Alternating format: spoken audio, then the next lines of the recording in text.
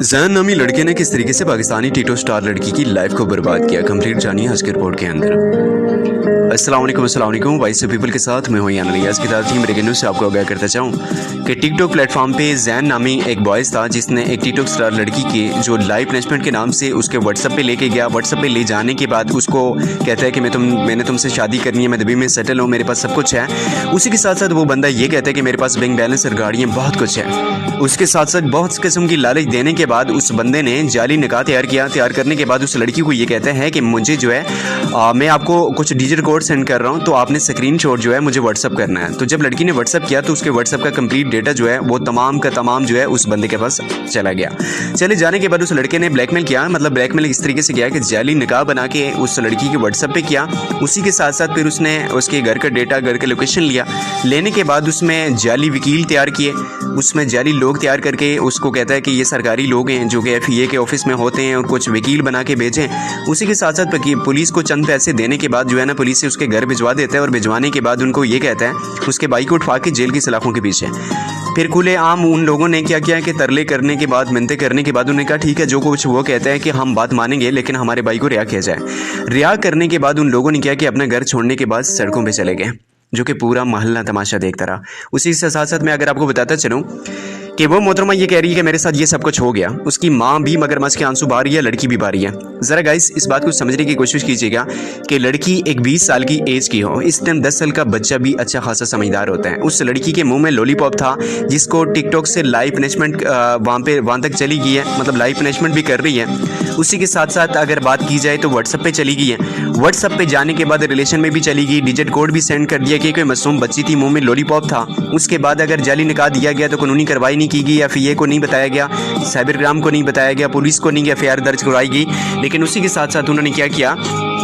कि निकाह नामे पे एक्सेप्ट भी कर लिया, जाली वकील को भी एक्सेप्ट कर लिया और उसके साथ साथ ब्लैकमेल का निशाना भी बन गई है। हकीकत कुछ इस तरीके से है कि टिकटॉक प्लेटफॉर्म पे जितना भी है इंटरनेट की दुनिया में जितनी भी, चाहे वो येलो लूडो हो, स्नैक हो, टिकटॉक हो या फिर बिगो लाइव हो, इसमें लड़कियों को स्पेशली जो है वहाँ पे कॉल पे लिया जाता है। जो लड़कियाँ खुद अपनी मर्जी से गंदी बातें करती हैं, जिसमें लूज टॉकिंग होती है, पनिशमेंट के नाम से इतनी गंदी गंदी हरकतें, जिसमें शावर करवाया जाता है, जिसमें जिस्म के न जाने कौन कौन से पार्ट्स दिखाए जाते हैं और उन्हीं लड़कियों के पार्ट्स, उनकी गंदी बातें, तमाम एविडेंस जो होता है, तमाम रिकॉर्डिंग जो, तमाम वीडियो जो है उनके पेरेंट्स तक भी जाती हैं। सबसे बड़े दलाल तो उनके पेरेंट्स हैं जो अपनी बेटियों को ये सब चीज़ें प्रोवाइड करते हैं और देखने के बाद खामोश होते हैं। उसी के साथ साथ अगर आपको बताता चलूँ कि पाकिस्तान में डिफरेंट ऐसी आंटियाँ जो होती हैं, तो वो आंटियाँ क्या करती हैं कि पनिशमेंट के नाम पे तो नहीं कुछ कर सकती, लेकिन उन्होंने क्या किया होता है कि लड़कियों से फ्रेंडशिप करती हैं। फ्रेंडशिप करने के बाद उन लड़कियों को ये जानसा देती हैं कि दुबई में हमारे ब्यूटी पार्लर्स हैं और आपको जॉब्स की अगर नीड है तो इतनी सैलरी आपको होती मिलेगी, 2 से 3 लाख रुपया अगर आप जाना चाहती है तो बताएं। पाकिस्तान में ऑलरेडी गुर्बत चल रही है और कुछ ऐसे कमज़र्फ लोग होते हैं कि ऐसे नाजायज़ बातें करने वाले लोगों की बातों पे ट्रस्ट करते हैं। ट्रस्ट करने के बाद दुबई में जाया जाता है। दुबई में जाने के बाद स्पेशली उनको कॉल गर्ल्स बनाया जाता है, जिसमें दजाली फितने जो शेख हैं वो शेख बाकायदा जो है उसमें मेडिसन और न जाने कौन कौन सी ऐसी जो है वो नशा अफाज जो चीज़ें होती हैं वो लड़कियों को दे के उनके साथ ज़्यादती करते हैं और दिन और रात की जाती है। उसके बाद उन लड़कियों को सिर्फ और सिर्फ चंद पैसे दिए जाते हैं और ज़्यादा जो अमाउंट होती है वो सब के सब जो मेन दल्ले होते हैं और दलियाँ होती हैं वो अपनी पॉकेट मनी में रखती हैं।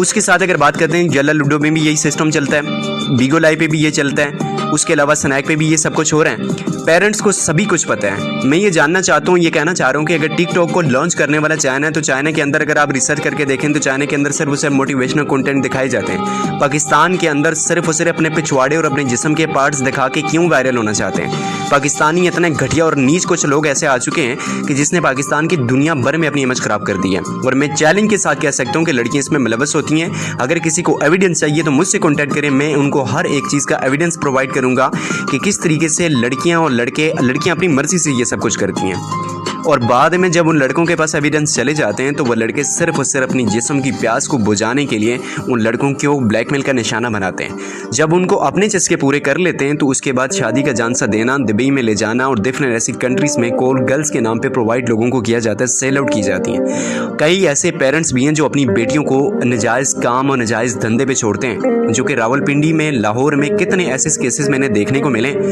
और कई ऐसे लाहौर के केस ऐसे रिपोर्ट हो चुके हैं कि जिसमें कॉल ऑल गर्ल्स वाला काम हो रहा था, जब किसी फैमिलीज ने एफआईआर दर्ज करवाई तो उन दलों के खिलाफ एक्शन लेने के बजाय पुलिस ने जिन्होंने एफआईआर दर्ज करवाई है उन्हीं को अरेस्ट करके जेल की सलाखों के पीछे डाल दिया। मैंने खुद भी ये रावलपिंडी में काम किया, 2 ऐसे अयाशी के अड्डे थे जिसमें एफआईआर जब मैंने पुलिस को इसके बारे में आगाह किया तो बदले में मुझे थ्रेट्स दिए गए, मुझे धमकी दी गई। वो दल्ले कि खुद को शाह कहता था, उसने 5 लड़कियों लेके पाकिस्तान से दुबई में गया और उन लड़कियों के साथ इतना नाजायज़ काम